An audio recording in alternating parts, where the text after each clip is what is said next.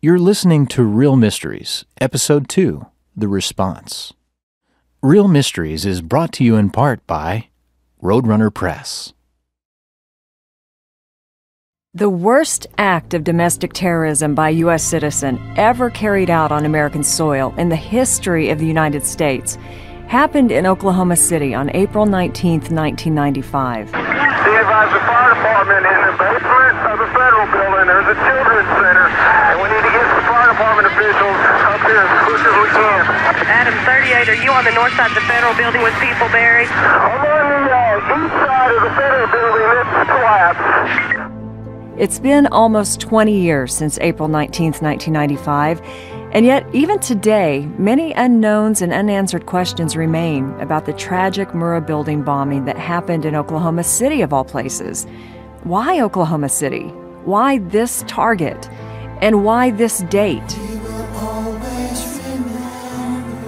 We'll be discussing the issues of security, how to make our world a safer place to live,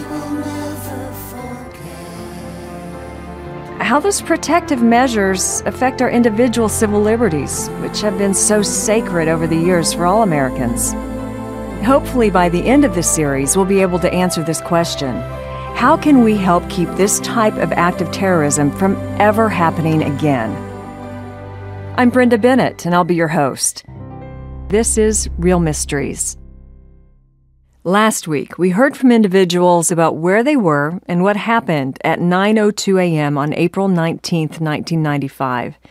It remains a defining moment in the lives of most Oklahomans. Real Mysteries producer, Jeremy Gossett.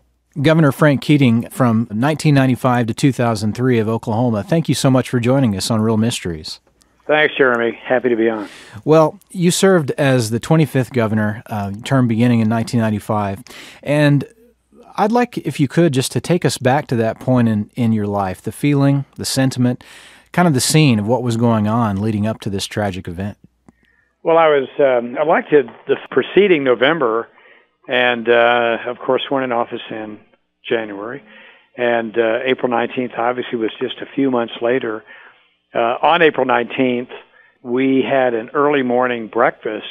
It was the mayor's prayer breakfast. Mayor Ron Norick, who I had just gotten to know, the mayor of Oklahoma City. And so when it was over, I went back to the office, and unfortunately, tragically, 9:02, which was not too much longer after the prayer breakfast ended, was the time that Murrah Building was bombed. So it was an early out for me, and it turned into an agonizing week, 2 weeks after that. I had a good night's sleep before I got up to go to the prayer breakfast. I didn't have much of a night's sleep for many, many, many days after that. Tell me a little bit about the sentiment of that prayer breakfast and kind of what was going on at that time. Well, it really was a pretty routine prayer breakfast. We have and had a lot to be grateful for in Oklahoma, and there was the start of a new administration as far as the governor was concerned. There was a lot of activity. Maps had just not too long before been passed, and that was the vote of the people to permit the development of the downtown area, the canal, and what now is really a beautiful shopping and entertainment area in downtown Oklahoma City. So all of those things were on the horizon or in the process of being placed on the horizon. So Oklahoma City was a very optimistic place until that, horrible event when the Murrah Building was bombed. Well, and leading up to that event, you were in the process of making some critical decisions. Our producer, Rick Buchanan, tells me that you were going to be going to some hearings that were in Dallas that day, the BRAC, and you had to make a decision to cancel that. Can you talk a little bit about that? Well, obviously, when the bombing occurred, as a matter of fact, I saw the Murrah Building on television. One of the TV helicopters was up over the site. Someone had said it was a natural gas explosion. You could tell, and from my perspective at least, that somebody tried to blow it up because the building was sheared completely in half, and that kind of gas just simply, in my judgment, couldn't build up to that volume to do that kind of damage. So anything on my schedule, anything on my agenda, I didn't want to see or hear about it because my whole focus was on rescue, recovery, getting support to attempt to find as many survivors as we could, and bring some resolution to what I viewed immediately as a criminal act. So moments after 9:02 a.m., without a doubt, there is chaos in downtown Oklahoma City because a 5,000-pound bomb in a rented truck parked in front of the Alfred P. Murrah Building blew off about half of the 9-story building, not to mention all the precious contents, the people who were inside. John Hansen, Oklahoma City Assistant Fire Chief. If our listeners have been to the memorial site, where the beautiful reflecting pool is now, maybe a little bit further to the east, right toward the building, which would be the south side of the reflecting pool, that's approximately where McVeigh parked the truck, lit the fuse, and then walked away. When we arrived on the scene, there was no Ryder truck, obviously. I mean, it was in pieces. I mean, even the engine block, was in one part. The rear end of the vehicle, where the rear wheels are, like in your car or pickup truck, that whole unit was a block and a half to the west in front of the 29-story Regency Tower that still stands today. So there wasn't any Ryder truck. There was the front of the building, obviously, from pictures, was down, and looked around. We had numerous structures in downtown Oklahoma City that were involved in this. So, not only did we have the Murrah Building to worry about, we had some of our citizens were injured in multiple other buildings. Phil Bacharach, writer of the McVeigh Letters for Esquire, and is also a writer for the Oklahoma Gazette. What struck me more than anything, aside from the glass on the ground and the smoke over the downtown skyline, were you saw walking wounded everywhere, at least when you initially got there. It sounds trite to say it looked like a war zone, but it did look like a war zone. There was nothing else to explain. It was overwhelming. It was devastating. It was frightening. And yet, because of the outstanding training and extraordinary effort, the rescue and recovery response was immediate. We responded from our downtown fire station, and as we came over the hill at Walker, which was just west of the Murrah Building, the sun was still low in the east in the morning, and as we topped that hill, just glass everywhere. And the sun was glistening off the glass, and all the glass was blown out of the buildings. And it was very surreal at that point. And you looked up, you still had the mushroom cloud in the sky, a lot of paper floating down, and that. I was with that first wave of responders there. As a chief officer, we had to go further up and assist other chief officers in establishing that command system. Lieutenant Bruce Davis, Oklahoma City Police Department. How were the communication systems affected at that time? Because I've heard there's been a lot of interruptions in that process. Yeah, right? It was, there were a lot of agencies responding. And at that time, even with the Oklahoma City Police Department, we had designated lines for each substation, but we didn't have a designated line where everybody goes to this particular line. And so when the Oklahoma City Command Post came out, we were communicating with him, but there was no way that the command post could communicate with the FBI, with the ATF, with the Highway Patrol, with the county. Everybody was speaking a different language. Everybody wasn't speaking the same thing. So in retrospect, when you go back and look at it, we did do a good job, but it was organized chaos because we moved the command system. Here's Real Mysteries producer Ken Sarkey. Rocky Yardley joins us today to share from his memories and his perspective. He is currently with the City of Edmond, Oklahoma Police Department, serving as crime scene and technical investigator, bomb disposal technician, and also chief instructor for their underwater explosive recovery course. Rocky, you arrived at the Murrah Building within 30 minutes of the blast. What was happening? It was pandemonium in the beginning. You reverted automatically to training, and thank God we've been trained very well. But there was no real plan. It was straight training. in the beginning. Quickly, though, it became organized. Oklahoma City did a phenomenal job. The police department, the fire department, of course, set up command posts. It got organized very, very quickly. We still use that same type of structure on the tornadoes that we have, and has worked very successfully, getting the right people into the right jobs, doing the right thing. Immediately, I ran into some ATF agents, friends of mine, who were staring up, and went around the corner and could see them staring at another friend, Agent Luke Franey. The people that say that to this day say that ATF wasn't in the building, I know exactly he was in the building. I mean, I've known this man for a long time, and we were trying to work out a plan to get him out. Away from off the 9th floor. So just went around, did what we could rescue-wise, medical-wise. First, I remember going down into the parking garage, underground parking garage, opening a door out of the parking garage, and ended up inside the building. Ended up part of the time into the nursery. That was a very difficult area to be in. Going back, I ran into a friend of my wife who was also a probation and parole officer, and he had a child in his arms, and you could tell he was emotionally gone at that point. Later, I remember calling my wife, and I said, you all need to get him some help. He never did deal with it very well, and 5 years later, he couldn't deal with the demons anymore and took his own life. So the building, even for a long time afterwards, was still taking lives. It's just sad to think about those people that succumbed to that kind of evil. So as a crime scene investigator and a bomb disposal technician, what was going on in your mind as you looked around and assessed the situation? First thing was, as being a past medic, the first thing was medical treatment.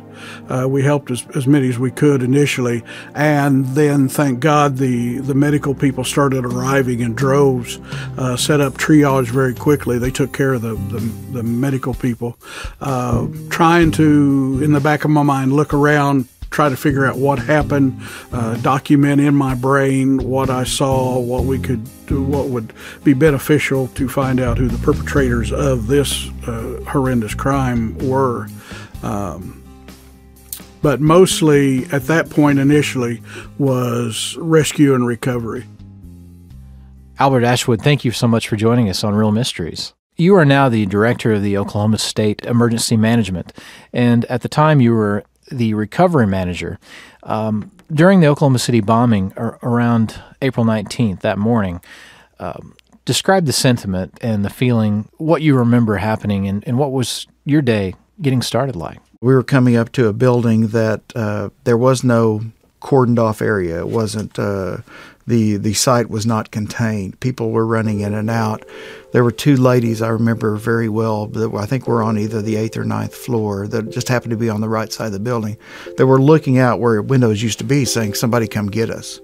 There on the other side where the rubble was, there were people coming down fire and rescue ladders or walking out just dazed and confused. I mean, gray ash everywhere because that's what you get. And just then the fires were still going and smoke was still billowing. Well, and back then we didn't have smartphones. We had cell phones. Well, keep in mind that this was 1995. So our communications at the time, while it's easy to have what we call a 2-meter radio, which is just basically a radio that I can talk to various units with. That was the first days of cell phone, basically. So my cell phone was about the size of a car battery, and you carried it around, and then you had a phone that was just like the phone. It had a cord to it, just like you had at home, and that's how you dialed in if you got anyone. But forget that, because there was not enough capability to handle all the cell calls that were trying to come out.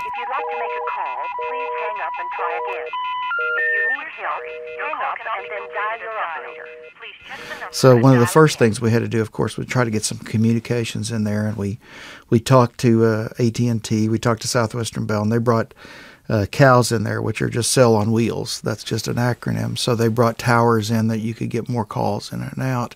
That helped out a lot. But then the real key is okay, where are people going? Because they were going to various hospitals. And you saw St. Anthony's, which was the closest, and they ramped up. And I know they brought in every emergency room doctor, every doctor they could find, every nurse they could find. And the sad part was they weren't getting a lot of patients. So I think it was very early on that we kind of realized that if they didn't walk away from this event in the first 10 or 15 minutes, they probably aren't going to walk away from this event. So I think that kind of a reality was very, very hard to take on right off the bat. But you kind of knew that we were doing more of a recovery mission later on in the day than we were a rescue mission. Matter of fact, the last live person that came out of the rubble was that night, the 19th. So after that, everyone else was deceased. According to the Oklahoma Office of Emergency Management, here are some of the details about the immediate response. Without delay, fire, emergency medical, law enforcement personnel, voluntary organization workers, and many civilians entered the bomb structure in a massive search and rescue effort. In some instances, human chains were formed to accommodate the safe and rapid removal of victims as they were located. At least 2 subsequent bomb scares forced the evacuation of these personnel. Well, it's interesting. That was, if I may, for our listeners, a double-edged sword for us. We had the single bomb blast, okay, and some of the reverberations were things like the delay in the building collapse and a lot of other sounds that were made, but really we just had the single bomb blast.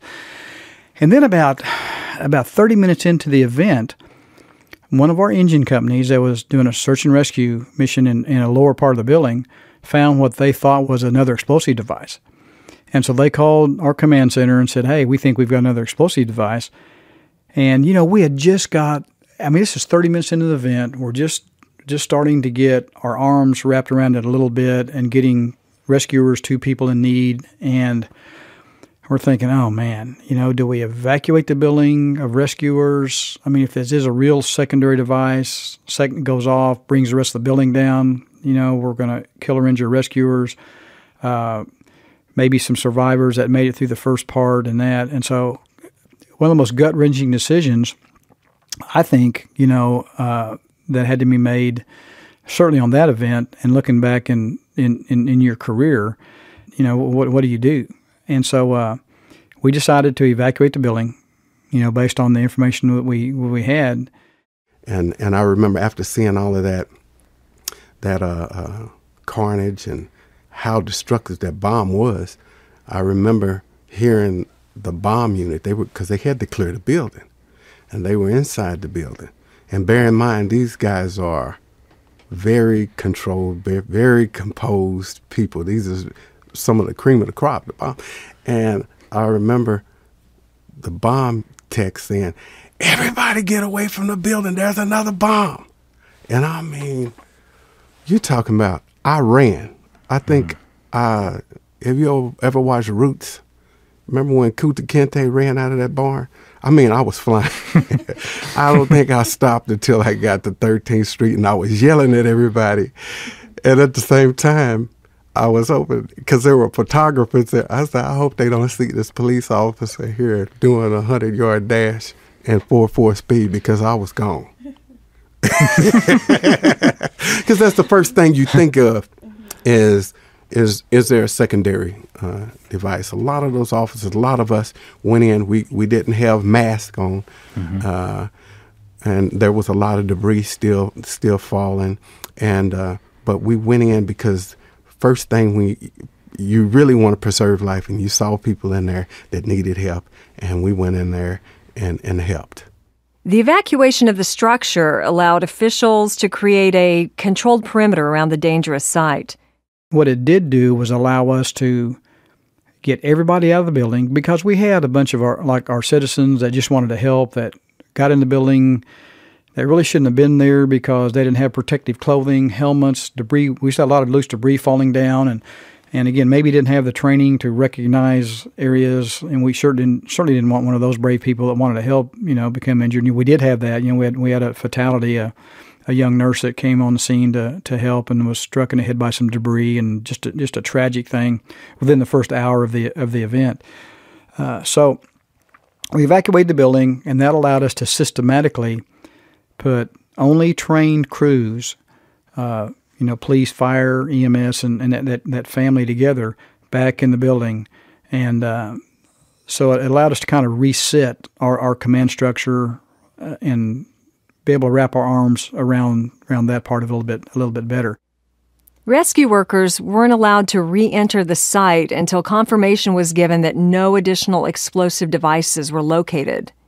We had gotten word. In fact, we were underground. I was with 3 other people from our police department, Captain Dorsey and Officer Williams and Officer Bostic. We were downstairs underground when the threat came out. We go running outside. Of course, all the bomb techs are trying to figure out where the bomb is so we can take care of it. So the rescue work will continue. No one could really pin down where the suspected device was. So gradually, the rescue and recovery continued. At 9:45 a.m., Governor Frank Keating ordered a state of emergency and released from duty all Oklahoma City area non-essential state personnel as a safety measure. Shortly after the event, I went over to the underground command center, which is under the Capitol complex. Now, obviously, we prepare for a tornadic event. No one thought about the destruction of an office building, but our command and control center is underground. I went over there to talk to President Bill Clinton about the support that the federal government could give. President Clinton and I went to school together. I'm 2 years older than he, but he knew me, I knew him, and he said, anything you need, we'll be able to provide. What do you need? And I said, well, Oklahoma City has 1,000 firefighters. We have a very gifted fire service, a wonderful chief, and what's important, though, is to get all the support we can, because these guys are going to be really tired pretty soon, because they're going to have to take that building apart with 5-gallon buckets. Albert Ashwood, as Director of the Oklahoma State Emergency Management, we're curious, how does the role of your organization differ from other agencies that might have been involved? Well, emergency management's very, very simple. What we do is we coordinate and support. That's our job. So if you look at, people say, well, are you a first responder? Not really. First responders are the ones They're the police, they're fire, they're emergency medical, the people that go in there and do courageous acts. And if we do our job correctly, which is get them the right resources, whether it be supplement them with the National Guard soldiers or supplement them with heavy equipment from the Department of Transportation or whatever's needed, then we're helping make their job easier. So really there's no, there's no hero stuff in that. That's simply, we're here to support you. Tell us what you need and we'll get it to you. So when I say state emergency management, everything that's owned by the state of Oklahoma can be received through our office just with the request. So, like I said, you need heavy equipment, I'll find it for you. One of the needs was, our medical examiner's office. We've got to run autopsies. We had a temporary morgue set up at the Methodist Church. Well, of course, they're not capable of handling all the bodies that are coming out of there. What do we need? We need reefer trucks. So we find trucks that are refrigerated that people could be transported to and then later taken in for an autopsy. That moved on over to the medical examiner's office later. So those are the areas that we help out. Think of logistics. Think of, the stuff behind the scenes that make it happen, but not the people that are actually doing the work on the front line. No one at the time knew the totality of the bomb's effect. 851 people were injured or killed as a direct result of the bombing. Let that sink in for a moment. There were 167, including 19 children, that died. A volunteer nurse who had rushed to the scene was killed by falling debris. 163 of those killed were occupants of the Murrah Building. 118 worked there. 15 were children at the daycare center in the building, and 30 were visitors in the building with 4 more children. 2 were killed at the Oklahoma Water Resources Building just across the street. We've heard the audio recording of the blast from that meeting. Yet another person was killed in a building next door to the Water Resources Board building, and another death occurred when a person was near the building when the bomb went off. First responders, they were heroic. There are so many stories of courage. Most notably was a doctor, Andy Sullivan. I interviewed Dr. Sullivan. He crawled through the rubble and he performed an amputation on a young girl's leg. Her name was Dana Bradley. She was trapped in the rubble. And during that amputation on her right knee, the scalpels kept breaking. And so Dr. Sullivan had to finish the job with a pocket knife. Dana Bradley and her sister Felicia, 23 years old, survived that bombing, but the blast killed their mom, Cheryl Bradley Hammonds. She was 44. And Dana Bradley's children, a 3-month-old named Gabriel Bruce and a 3-year-old named Peachlyn Bradley. By mid-afternoon, it began raining. Volunteers responded immediately. They started donating rain gear. Local media was doing an excellent job keeping everyone informed, but within hours, national and international media outlets were headed to Oklahoma City. There were journalists everywhere, and some downtown covering the courts, some covering City Hall, some covering the state capitol. So they responded very quickly, which was good because they really helped us, because we had to go very quickly and say, please tell folks, first of all, stay out of downtown Oklahoma City. We've got a lot of emergency units coming in. We need a lot of clean, so to speak, and what I mean by clean, clear streets. So we needed folks not to congest the downtown area for numerous reasons. So that was the first thing that our friends in the media assisted us with.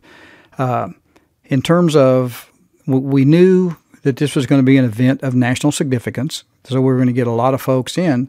And so we set up an area a few blocks away from the actual ground zero, if I may. They were still in an area where there was some building damage, so they could just pan and see, which made our friends in the media, it made them happy. You know, we did our best to say, you're a part of this event. You're the one that's going to tell the story to not only Oklahoma, but the United States, but the world as well. We had so many foreign journalists come in that at times we had to rely on our colleges and universities for interpreters, because some of our foreign journalists came in, didn't speak a word of English.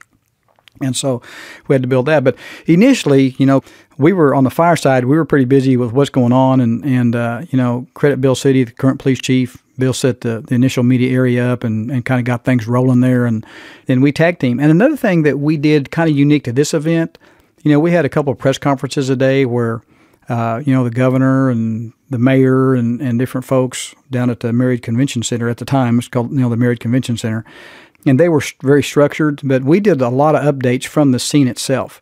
And we made sure, we had something like 200 broadcast cameras set up there.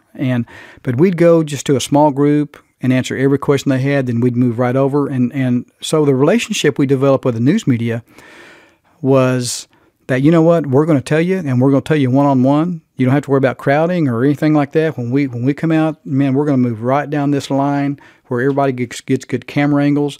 We had it set up where they could have the Murrah Building in the background when we did an interview, and of course Governor Keating and all his staff, our good friend Rick Buchanan and the whole crew, man, they did a great job helping us out with that. So that part of it worked very well, and it was a very understanding media. It was. They understood what we'd been through. They understood that a lot of times we were going to have some of the information that they wanted, but we built the trust to where that, if they ask us a question or ask us to research something, we would do our best to make sure that we would return that information to them in a timely fashion. Because we knew that we wanted to tell the Oklahoma story, but they were the ones that were going to get it to our citizens and folks around the country that so desperately needed that.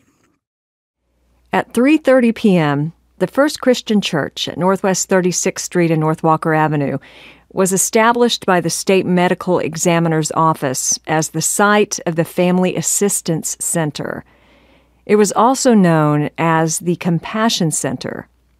That's because immediate family members received accurate briefings directly from the State Medical Examiner's Office at this location twice daily. Up to that point, they didn't know if their loved ones had survived.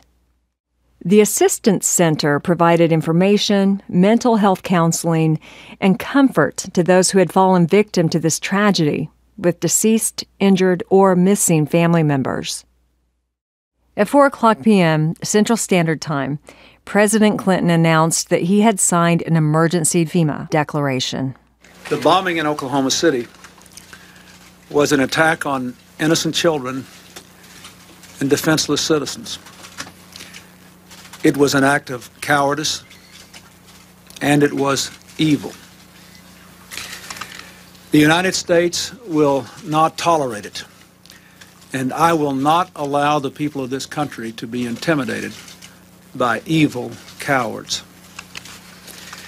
I have met with our team, which we assembled to deal with this bombing, and I have determined to take the following steps to assure the strongest response to this situation.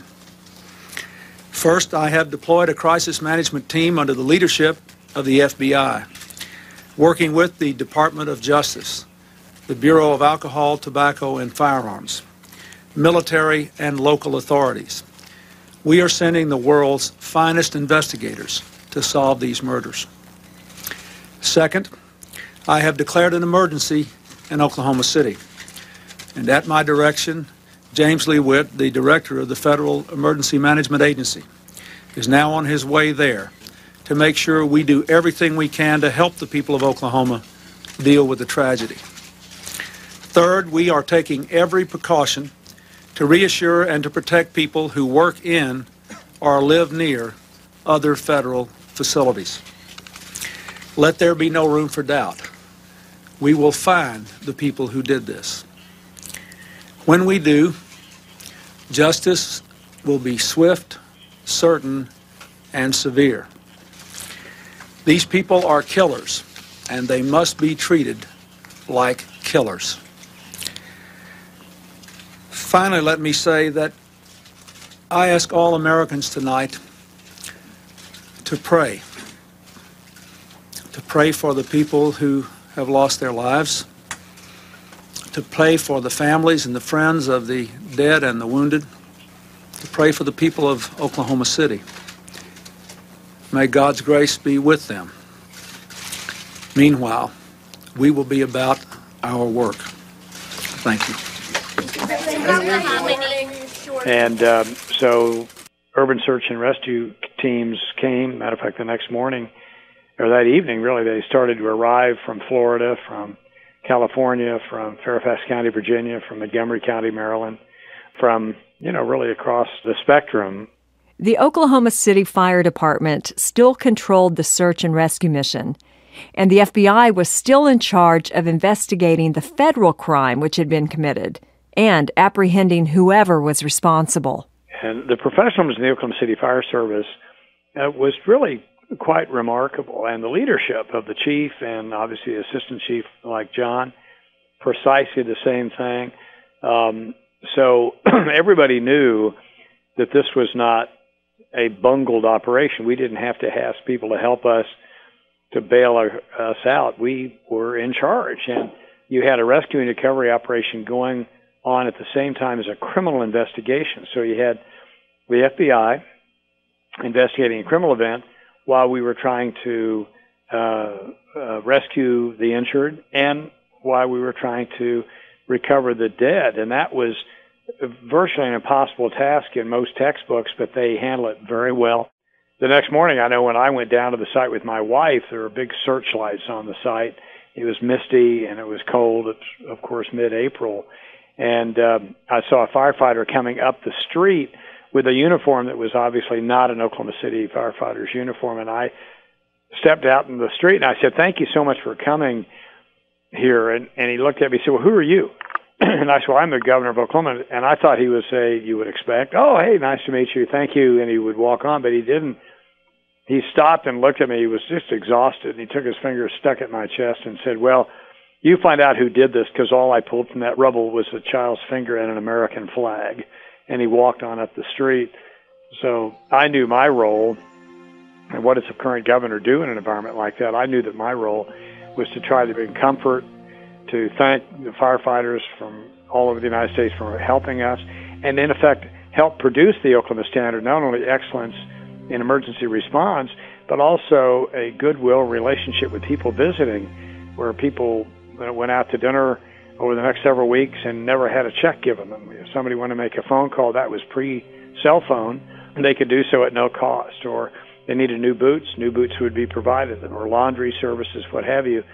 So what we all did, and it was just spontaneous in Oklahoma, is to make sure, even though 302 buildings were damaged or destroyed, that people cared about those who were helping us, and that there were no acts of looting, and there weren't. So it was, to visiting firefighters, just quite a remarkable event. The response by emergency personnel to this horrific event was effective, and all future disaster relief efforts would strive to meet what is now called the Oklahoma Standard. When we moved the command post north a few blocks, the old, what used to be the Southwestern Bell Building or Central High School building, and now it's the Oklahoma City University Law School, and we had the parking lot there set up for the command posts and all of the different vehicles that were there from the different agencies, whether it be federal, state, or local. And we were working there, and somehow rumors happened to where the rumor got out that there was a need for hard hats at the site. And there was never a need for hard hats. We had tons of hard hats. But that rumor got out on the radio and so on. And I remember this truck pulling up, and they got through the first barricade, and they said, "Can you go help this lady?" I ran over there, and there's a lady that's, this 1-ton truck or something. It was a box truck. And I said, "Can I help you, ma'am?" And she said, "Well, I heard you needed hard hats. I don't have any hard hats, but we own a sporting goods store, so I brought football helmets for everybody." So that was a moment. That was a moment. The last survivor of the blast was pulled from the rubble at 10:05 p.m. on April 19th, and that was Brandy Liggins. Yet determination and motivation remained high for 16 more days under less than ideal conditions. That just showed how heroic the immediate response was, that all the survivors were rescued that first day. The one thing I do want to mention is I think the one group of people that did not get enough credit were the construction people, the big crane operators. Some of those people internship for 10, 12 years to run those big cranes. When you're standing underneath one of those big metal, huge baskets, I mean, these things are 15 foot by 8 foot, and you're asking them to move it 2 inches to the left and up a little bit, and your life depends on these guys. Going in, putting an external elevator up, the brilliance of these people that had not a clue how to do this stuff in the beginning, but because of their knowledge and expertise were able to help us. They did not get enough credit. All the credit went to fire department and police department and ambulance people. So my hat off to these guys and ladies that were working, putting us, being able to do the big operations for us. And then of course the Salvation Army, the Red Cross, all those people that were with us from day one. The Salvation Army that stayed with us until the very end when we got the last 3 victims out. We didn't go hungry. We were not thirsty. We were given everything we needed, and it continues this day. No matter our next tornado, we will be ready. The chaplains that were there for us did an outstanding job. I remember when President Clinton came to town and they were going to do a memorial service down at the fairgrounds, and they said we could shut down for the day and go if we wanted. I said, no, we've got people in that building. My church alone lost 6 people. We called a chaplain and a priest, and we had our own memorial service in about 15 or 20 minutes, and then we got right back to work. And then a week later, when we kind of had a little memorial for the rescue workers there at 902, marking 1 week anniversary, and I was standing there with some some of my co-workers from the federal government, and we saw this piece of paper and several pieces of paper. A little wind came up, and the paper floated down from the upper floors of the pile. And this lady said, "Well, I bet a week ago that was important to someone." It kind of puts it in perspective. Out of curiosity, is there anything that we haven't covered that you would like to touch on? Well, you know that, and when we talk about emergency management, we talk about recovery, because after the scene is complete, after the implosion in the end of May, when the rest of the building was taken down, and there's a lot of work that starts. I think right then people don't realize that there were over 300 buildings that were damaged in the Oklahoma City bombing, not just the Murrah building. People realize that there are procedures that we came up with after that, saying, how many of you go to work each day, and if something like that were to happen at your office, would you even know who was there?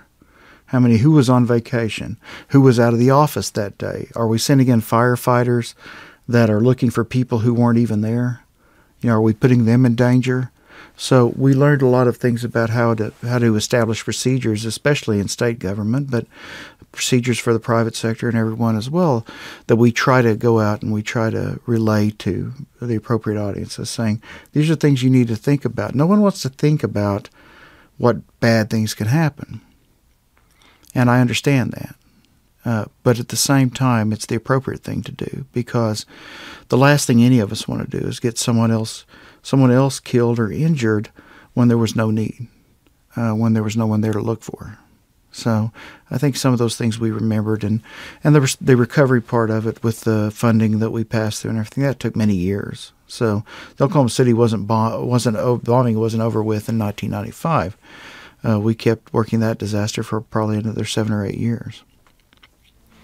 And like you say, there's some silver lining from events like this, even though it is such a tragic event.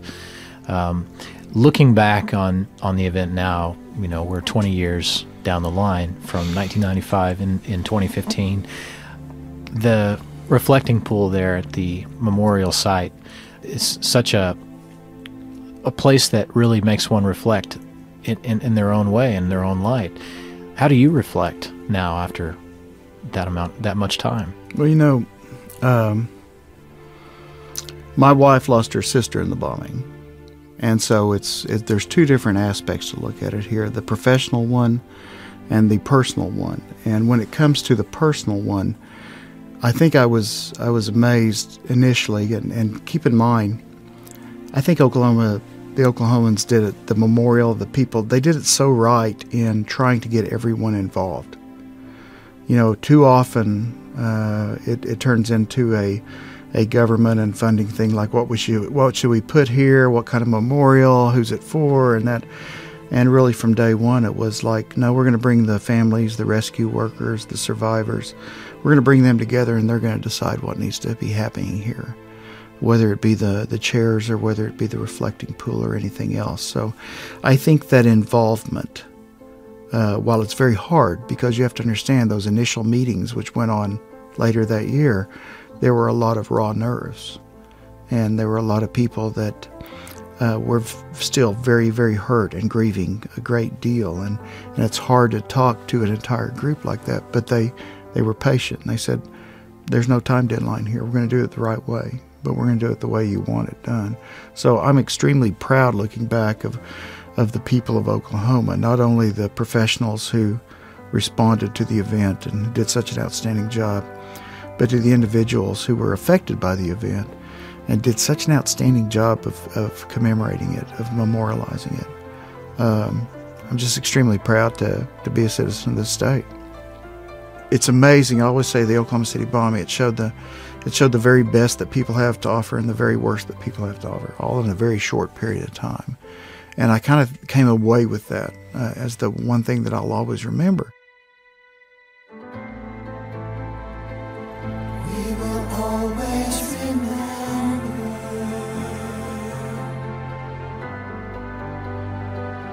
We will never forget.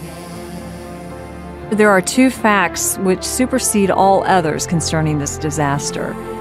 On the 19th of April, 1995, 168 people lost their lives for no logical reason. Hundreds were injured. This shall never be forgotten. These were innocent people, killed because they were at the wrong place at the wrong time, or they worked for the federal government. I'm Brenda Bennett, and this is Real Mysteries. On the next episode, some of the guests we'll be hearing from are Oklahoma Highway Patrolman Charlie Hanger. Well, I was conducting just what I thought to be a routine traffic stop. I had observed that McVeigh's car did not have a tag displayed on the rear bumper where it should have been. And FBI Special Agent in Charge, Bob Ricks. Now, at this particular point, we didn't know for sure Timothy McVeigh was the one who drove the truck to the Murrah Building, but we did know that Timothy McVeigh was the person who had rented the truck. And whether he had helped prepare the explosives, had delivered the explosives, what his actual involvement was, we had not yet determined, but we had enough probable cause to go forward with a warrant for the arrest of Timothy McVeigh. Join us for more on realmysteries.us. And be sure to visit the Oklahoma Memorial and Museum, either in person or at their website, oklahomacitynationalmemorial.org.